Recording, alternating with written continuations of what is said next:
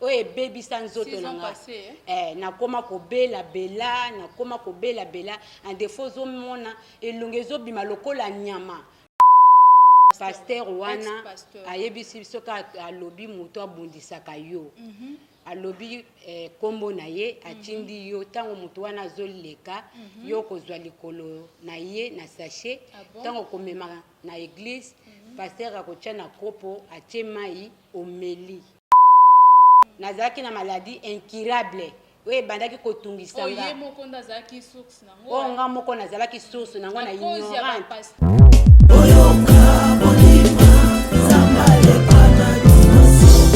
apôtre Jurès le Panama Tuta, l'homme à son poste. Toyaka koluka zamba le pana tokotika tokolanda zamba dimension butumo itokolemba zamba le pana tokoumela tokolanda zamba dimension. Bienvenue na chaîne Nabiso les Pana TV. Les Pana TV est la chaîne na yo, chaîne nanga, chaîne na vous allez égoïste de la biso to privatiser apôtre Pana Matutate yo pe ko privatiser Matutate aux Arabes partout dans le monde entier awa biso nzambe ya papa na biso apôtre Jires Pana Nazareth ye aratarate akoma kabisika oyo batu balobi ke awa pona yo c'est fini les nzambe na yaka akoti a percer abimisi yo et puis a sokoli apesi yo sens apesi yo na forme ya sika. Je ne sais pas yo jour kwa kokuta na nzambe apôtre Jires Pana Matuta soki okopesa ye kombo ya nzambe nini na répéta kango à chaque fois nga na benga ka nzambe ya papa wana le dieu de la transformation. Vous savez Mutupo a koma mutupo a reconnaître oh yazali ça demande faut kutana nzambe ya solo mais nzambe ngo azawapi chez l'apôtre Jires Pana Matuta, l'homme à son poste, l'homme de Psaume 1, le professeur de ses élèves. Nous sommes sur l'avenue commerciale numéro 195, quartier 7, commune d'Engili, référence Nabiso, et Zalaka, immeuble scellé. Notre père spirituel, c'est l'apôtre Jires Pana Matuta, Oyoaza visionnaire, église Nabiso, église de dimension du feu de l'éternel, Oyemoko Papa Nabisonde, Akambakabiso, tous les enfants de l'église. Soyez bénis, prospérité, toboité, prospérité. Mais la qui s'habille sope ma belle auto vanda, ezandengenini. Ma belle auto zali, nani avandango mutaliboso. Ma belle o biso toza, eza dirigé par qui? C'est ça le problème. Grâce à Nzambe ya papa nabiso, apôtre Jires Pana Matuta, les lots toza qui na thème nabiso, oyo eza la terre. Papa Bandibiso déjà makambu ya mabele. Venez consulter les dieux de mon père, apôtre Jires Pana Matuta. Ngoka sentiment Nzamba Matuta ndenge alobaka, futa transport na yo. Tozomona ba cancer, ezobeta ma partout. Omona vraiment que mutu azwi billet na ye. Afuti. Alobi na ke quelque part koyoka musicien tel azobeta. Mais non, po ya pa ya mutu o azopesa biso vie. Tolali tolamuki grâce sur grâce. Tantôt ko tolala ki osambelité, mais il a veillé sur toute ta famille. Et puis abosani mutu te na tongo pe bolamuki boye, bino nyonso boza en vie. Pour vous dire que ici c'est l'école. Awande balakisaka biso. Vous voyez, je suis avec ma Bible. Biso ekendaka boye. Yo zana ndaku mwana nzambe nyonso a eu opportunité ya kolanda biso na émission na biso temps dédié avec votre sœur Falantika, femme de distinction. Sur la terre, ma belle o bozomona oyo, eza ba réalité belé. Ma belle o bozomona oyo, eza na mambo belé. Na on peut savoir nos témoignages moko o yemoko l'apôtre Jires Pana Matuta o aza père spirituel na ngai pe ya bisonio. Parce qui a qui na mboka moko boyo bakala, vu que toi tu es un Dieu. Dieu vivant. Azana nzambe kati na ye. L'apôtre il a un Dieu. Nzambe oyo apôtre ce qui a lobby. Et puis j'ai béni le Seigneur Nzambe apôtre à travailler en ambongoté juste na principe. Papa akoloba, ma fille, sala boye boye boye. Mais so yoki. Vu que tu es une fille au linga luxure, tu résides à ma campagne et tout, Non, papa, ndako esi na bayango. Papa, ndako esi na bayango. Bible bisi biso. Omoni esika o ba humilier yo, eza esika oyo gloire na ye. Ekolakisama. Maintenant là où tu es, là où vendaka batu ba humilier yo, batu baloba mabe pona yo, vous manquez de l'argent pour payer les loyers. Batu ba komisa bino sujet na quartier o le kaboye garçon wana fille wana papa le pang na bangwa lobela ki bango yango nde otinda oteke ozo motema moto avant de faire toute chose faut demander le Dieu de mon père apôtre Jérôme Stéphane na matuta otuni nzambe Seigneur esika ona olinga na kende zandeni karo epesaka pongi ya malamu mais attention ils ont banda ko musuli banda o mona ngo boye bien carrelé mais na kati soko koti soki oza na lisu ya molimo lokola papa na biso apôtre Jérôme Stéphane na matuta o comprendre que kitoko ya ndako eya na miso ya kibomoto yango dans la vie il faut toyeba ke sika nini totia makolo faut toyeba sika nini tozoniata église nini nga nazotia makolo na ngai église wana est-ce que faut tomituna autant de questions to ke narabi kendela te nga na osambi na église boye pour na moni kuna pasteur wana ila nga na okende na commune boye parce commune ça la ministère te ou ça la ministère c'est la spiritualité notre papa kota la boye des gens balobaka il est encore trop jeune mais costaud en spiritualité costaud asa ko affronter makambo ba grand bazoko kate ba obanga papa na biso il est comme David devant Goliath. Le frère de David, Bazaki Oloba, David, yo kokamuto yo, biso to kokiete ya longtemps. David a yoka maloba batute, il était déterminé. C'est ça l'esprit de Dieu de notre Père, j'allais dire, apôtre Jérôme Stéphane na matuta. Thème moko papa pesi biso eza trop yo ki ngoka à la terre, mais na sima la terre wana, il y a beaucoup de contenu. Na sima ya la terre wana, il y a beaucoup de choses. Oye bomba minakati. Papa Pesibiso exemple alobi mutu aliboso ayaka sur terre c'était Adam. Adam ayaka na mabele oyo Adam abebisaka mabele. Maintenant mutu yaye à la seconde fois c'est le Dieu de mon père qui est apôtre Jérôme Stéphane na matuta. Jésus-Christ de Nazareth. Jésus t'a envoyé pour la deuxième fois. Toute parole prononcée sur terre. Nyonso oyo tata lobaki likolo ya mabele à cause ya muto nzamba tsaki pembeni ya Adam. Jésus-Christ est envoyé, il a béni la terre. Muto azui sens, muto azui forme. Abonnez-vous massivement dans notre chaîne Les Pana TV. Nous sommes là pour vous. Nous sommes là pour la prédication. Nous sommes là aussi au papa au papa qui enseigné biso na culte. En tout cas, aujourd'hui opportunité te ya kokutana papa live. Aujourd'hui opportunité te ya kokutana na papa. Peut-être na nzela ya singa. Émission na biso temps dédié oyo et fortifié yo et pesa o makasi tango otalango boyeloba non.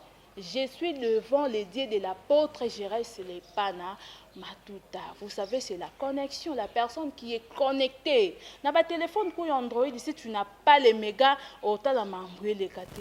Maintenant, pour être connecté, il faut avoir le Saint-Esprit. Il faut avoir le Saint-Esprit qui est l'ami de notre Père, apôtre Jérôme Stéphane matuta. Tant que vous déjà les Pana TV et obeti maboko lobi no gloire à Dieu na sala chemin moko ya malamu na sala erreur te ko ya kokuta na nzambe ya papa na biso apôtre Jérôme Stéphane matuta mabele oyo eza en réalité belé. Moi je sais que tout le monde bozota banda ko boyebi que mabele eza en mambebele yo oyo zo futela quelque part ba humilier yo ba silisi valeur na yo okoy motema moto nabima awa ici je suis humilié ici linga bata mokili ba humilier yo po nzamba tombola mais soki nzamba humilier yo nani otombola moto otombola azate oluka ranking na nzambe aibiso eloko ko sala te ne fais pas faut alokola Abakouk malgré mon pépé za ko beta papa na biso elo moko eza très important lelo mon pépé ko en fait mon pépé ya kapona ko ningisa tant mon pépé zo bouger et ça pour na kozwa ba feuille nyonso oyo elemba ke sa nene kweya maintenant yo kozala feuille oyo elemba te kozala pe fruit oyo elemba te yo zala fruit même si oza vert yeba un jour oko finir ka par côté là batu bakotia yo ka c'est le contraire biso to bambula ya ka kosokola nzete na mbula te dans mon pépé ene mona biso bato famille à moi si na yo na famille à mobile na yo na quartier oza déjà humilié otala kake mabele oyo mais laisse-moi te dire avant de faire toute chose faut consulter le Dieu de mon père apôtre Jérôme Pana Matuta oyo tuni papa lobi na biso elomoko lobi le 1er janvier biso nyonso alobi ka ba na église te tout le monde même aux en Europe en Asie si tu n'as pas eu l'occasion ya koya Afrique benga papa numéro ezawana yebisa papa tokoti déjà parce que balobi année ba préparer ngo na depuis tout le monde musicien a biso moi auto kende quelque part il a fait art prophétique biso tout le monde ba musicien mo kilinde to benga ka baza batamasumu ce sont les gens au ba comprendre spiritualité biso siko ba na nzambe lokwa to comprendre te papa ko yebisa biso boya na mabele derrière mabele wana il y a un esprit la Bible nous dit derrière chaque chose il y a un esprit papa yebisi biso to ya na mabele toya na mabele Bible yebisi biso na Genèse to uta na mabele to sanini to kozonga na mabele to uta ki na mabele to kozonga na mabele papa oyebisa biso toya na mabele to sa art prophétique mais si on attend akiti na héros ya mboka wana kendaki azui munoko na ya pesi mabele wana bis azui atie na poche les gens voyaient que a salu baise mais bato ba na spiritualité ba comprendre que loko a salu les art prophétique. Et ça, acte prophétique, il a pris l'autorité de cette terre. Donc, à diriger ma belle wana. Yosa pasteur, bah invité quelque part dans mboka bato komi wana. Au lieu de chercher, tout le monde a un bandoki, bazala so batinda ke loka na quartier moins tel. Tant on koma wana, on luka yeba qui dirige cette quartier. On ya komi, batinzinga ipa mutwente. Ba audience ezalaka batindi ngai pa mutu intel alobi na ye akosala mission boye bo coopérer na ye apesi yo accord tango okende mission ana esimba yande mona papa na biso apôtre Jérôme Pana Matuta donc mboka nyonso ya kendaka avant banda musala eloko ya salaka faut aluka chef coutumier la Bible nous dit celui qui est en nous est plus fort que celui qui est dans ce monde. Satan a un fort, mais on a plus fort. Ok, na mabele abato komika motema moto. Baloba mboko epambulaka. Ngandeni banana ena. Ok, na mboka no consultant nzambe papa na biso. O consultate oyoka sentiment de baninga ba voyager. Non ngape fona voyager, ngape fona ke poto, na mwe baninga ba ke poto, baninga ba osabo ngape fona voyager. O consultaka nzambe ya papa. Pose wanda kwa no kendo futela. O consultaka nzambe ya apôtre Jérôme Pana Matuta. Parce que c'est un Dieu vivant, alobara likambu oyo ekoya. À prévenir biso avant. Ma fille, faut faire attention. Mon yesi kozo kende sala boye. Oye na mbo na garantie papa na olukandaku papa nde eza boye kuna pestoza ba obinga na biso papa okwe motema moto. Pourquoi? Yo yakala kisa papa mbongo papa nazoninga na bima place naza. Nzambe na yo ala kisanga. Vous savez muto aza na nzambe papa lobango. Même iba no bota nzambe ndando pesa komo. Quartier oyo kendo vanda. Nzambe akoyebisa yo ke na quartier boye. Apeso ba directive kende commune boye ozwa ndaku ezala boye. C'est lui qui a indiqué. Le quoi nzamba papa na biso apesara eloko epende eza direct. Tango yo consulter nzambe na ezala poser. Oyo kolukati nzamba peso ba directive. Nzamba lobi vu que tu es humilié là-bas. C'est les hommes batunde baza ko humilier yo ezanzambe te. Nzamba humiliera te. Satan zala soka humilier mutu alingaka gloire. En fait, la personne là, il est humilié et tout. Mais Nzambe a ça la bonne côté. Humiliation ya Nzambe et ya kana stratégie. Tu es humilié, mais vu que y monde lingi ba humilié yo, au monde que ta vie sera un peu positionnée. Babilo mususu ozaki ko lela vu que tu es humilié, ben tout le monde ba facilité na vie na yo comprendre que oh yeza langage de Dieu. Abonnez-vous dans notre chaîne Les Pana TV. Notre thème, c'était la terre. La terre, papa, bon, au fond, la cahier, parce que ici, c'est l'école. banda to bandi année où eza 3e cahier nanga je ne sais pas si okomi dans combien de cahiers to fongola cahier na biso papa pesi biso thème la terre papa lobi mabele koki kopambola yo mabele pe ekoki pe ko maudire yo. Je vais m'expliquer. Ok kozwa ndaku na esika oyo ba chef coutumier déjà si ba somba chef coutumier a somba aloba sala ba alliance na ye. Dans la vie, on a que Moutoumou Bazobenga est prêtre ya makasi a changé milieu vu qu'il a commis na mbongo a kimi quartier bango baloba ke quoi quartier moko eza ba lié a kimi yango a ke ko luka quartier oyo ya batambongo to commune ya batambongo a komi kuna a kiti eza pona nini atuna kinzambe te sikanya azokende ya moneka ke nde na komi boye esenga ngate na vanda na ba milliers o nde na komi boye esenga ngate na koma na ba milliers. Tu peux être pauvre mais soki oke na mabele o eza béni au mona richesse na yo au mona richesse au vivre bonheur nde baninga bazo vivre bonheur o bando yo ka lisolo pa batute bonheur e kota na kati ya ndaku na yo. Il y avait un serviteur na Bible. Il s'appelait Nathanaël. Il s'est posé autant de questions. Azaya kotuna, est-ce que nakati ya mabele ya Nazareth oyo tokoki kobimisa roi nakati? Mais laisse-moi te dire oui, Jésus-Christ abima kuna. Et si ka batu ba lobaki, OK na quartier na porte, moni quartier oyo batu ba mona miso kibomoto. Parce que biso souvent tozara na miso kibomoto, mais tozana miso oyo nzambe ya apôtre Jésus azara ngote. Yo monika ki quartier oyo monde bata niveau na nga oui ya niveau na yo kende baninga wana baoza na niveau mais yo oza na niveau ti pour quartier wana esenga ete ke yo okende ovanda na kati wana bakoki ko humilier commune na yo ba humilier quartier na yo balobi n'importe quoi mais vu que nzambe ndatindaki okuna obimisa ba roi na kati obimisa ba reine na kati wana. Parce que za quartier oyo commune oyo nzamba ebisaki yo il faut okende kovanda kuna na kati. Photo yo kaka plus oyo papa na biso ebisaka biso apôtre Jacques Pana Matuta. Kolinga apôtre Jacques Pana Matuta ezaka mbongo te benga y encourager ye. Pourquoi pas au soutenir pe papa papa le carnet TV le carnet radio au bengi lobi papa il y a des gens oyo bazo salango. Papa nga moi on a zio charge na télé na zio charge na radio. Ba numéro ezana so benyo ko yamba papa na biso apôtre Jérôme Pana Matuta oyazali les visionnaires de notre église des dimensions du fait de l'Éternel. Na otika bino bolanda témoignage oyezo correspondre na mabele.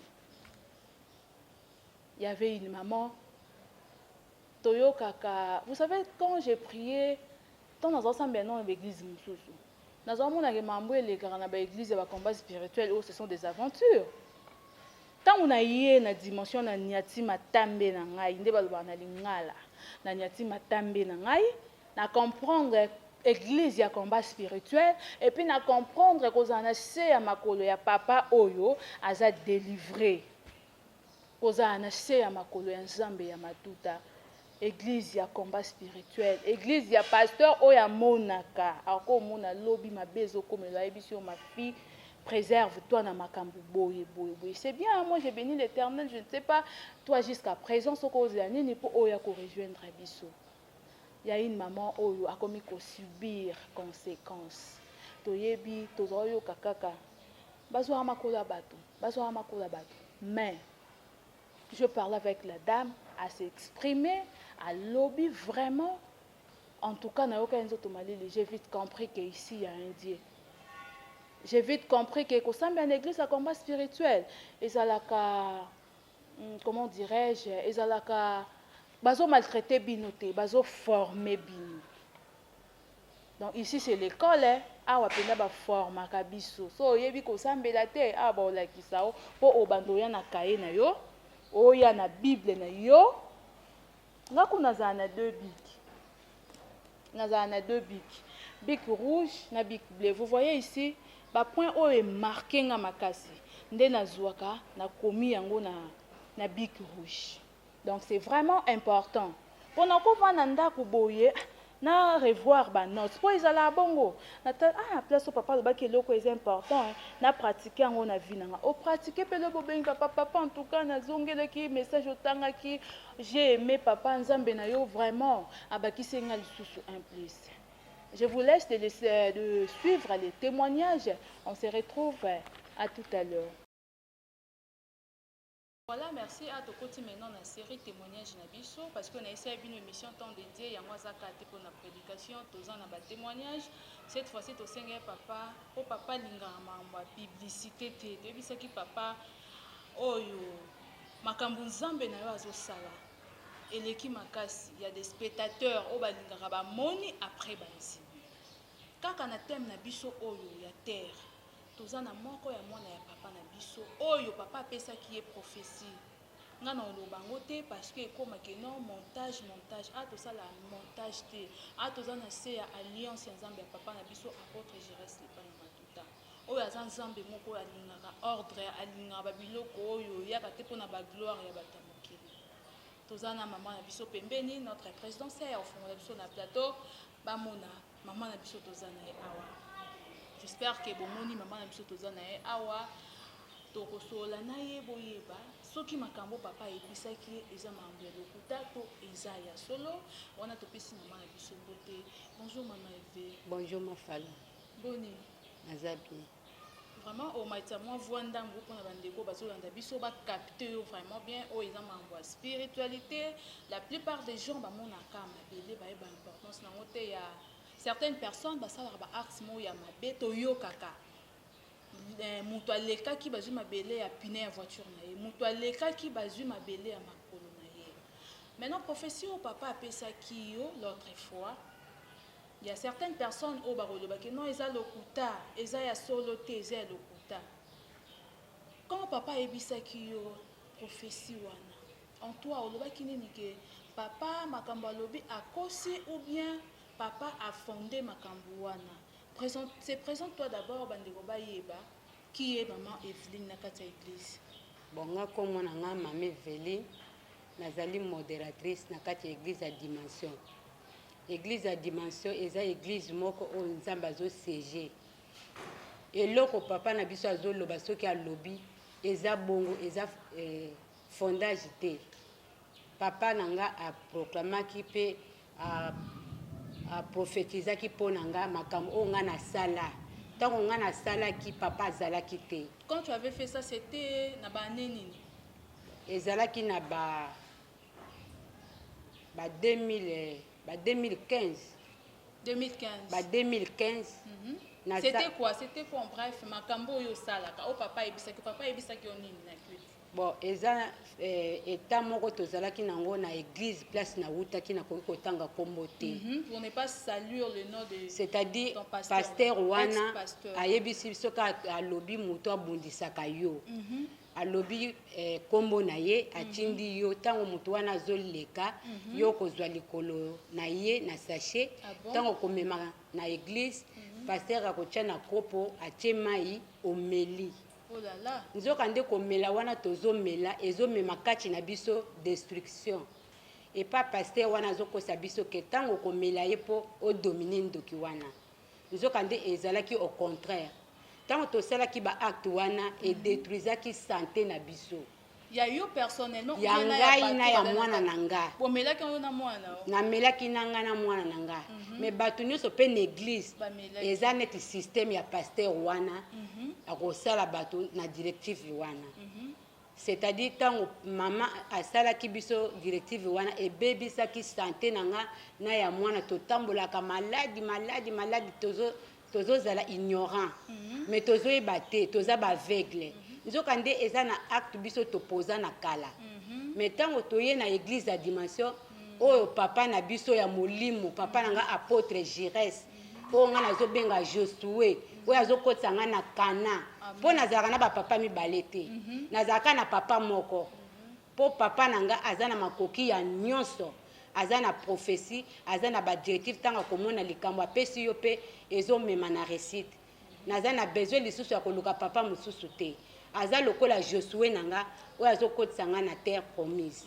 C'est-à-dire tant on a continué l'église makambo esalamaki na ba 2015 nga kutu nazozala ignorant là maintenant ignorante 2021 mais tokomi na 2021 papa nanga en plein kilt nzambe afongoli ye miso ya molimo tellement nzambe autilisaka ye puissamment nzambe ya papa afongoli papa nanga Jires lepa na matuta afongoli ye miso amoni événement oyo esalama déjà na nzoto nanga na ba 2015 wana oyo ebebisa nzoto nanga nakoma kobela bela nakoma kobela bela en défaut ozomona elongo ezobima lokola nyama makolo lokola bapesi motu kende soko omoni nga mbala liboso kokima kobanga kutu kosola nanga mais c'est-à-dire ezalaki cause ya événement wana oyo tomelaki makolo ya sorcier oyo abundisaka biso mais nzoka nde ezalaki destruction mais ntango papa na biso aprophétise aoriente biso tozwi solution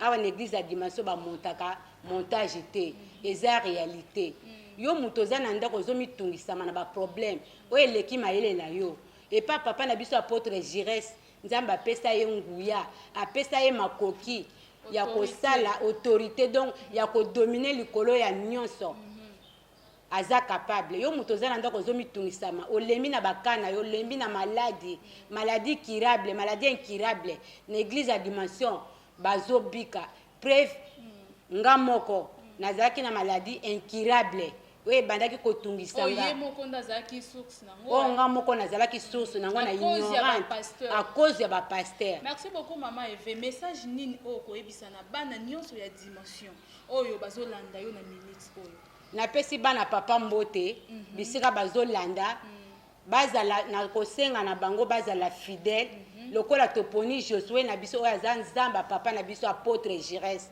lokola nzambe pe apesi makoki nyonso toza na droit erreur te liboso ya kosala na misu ya papa na biso pe liboso ya papa na biso ezala za présent ezala za absent donc tozotambola na papa na biso na motema oyo aza Josué na biso po toke libanda tokoluka nini awa nyonso ezali na église na biso ya dimension na kosenga bana papa bazala fidèle bazala sincère liboso ya nzambe ya papa. Merci beaucoup maman Eve toyoki message na yo bandeko nyonso oyo boyoki témoignage ya maman Eve c'est vraiment profond aza moto teka auti ailleurs vous voyez maman to sabino tout à l'heure mabele ekozalaka ndako ofutela te ça peut être église oyo utaki nde ezo compliquer vie na yo soki nzamba poneli yo esika kohésite te ba deux fois ya ba pasteur et comment surtout ya papa na biso deux fois na efisa la ba qualité na biso po aza moto nzambe tango bandi déjà komona ba erreur ba deux fois ya moto nzambe sache que réussite na yo déjà ebandi maman va le belo moko eza très capital basalela bango mai na mabele. Je sais babiloko wana eza église mo basala ngo mingi je connais un frère à moi akufaka à Congo ainda ko luka succès pa ya nganga ayebisi ezwa marqueur koma na bika komi azwi papier na tina mai après tant ameli il y avait des esprits kotakati na et maintenant ça y ba esprit betaille au senti muto akufa au seni bon mona ba trace ya ba film maman est vers le but et ça montage te eza solo nzambe ya papa na biso tango maman est vers yaki vu que monaka au-delà de la Bible atalia le bin nord muto yo maladi na ye ye mokonde aza source na à cause ya mabele omoni mabele pambolaka pe ekoki ko modire Joseph pa bandeko na ye tango apesa ki prophétie pa ya na Égypte tango crise yaki bandeko Joseph bayaki koluka Joseph mais bandeko Joseph bandeko pour reconnaître Joseph te mais Joseph bandeko pour reconnaître que oyo baza bandeko na ngai maman Eva bosana na depuis 2015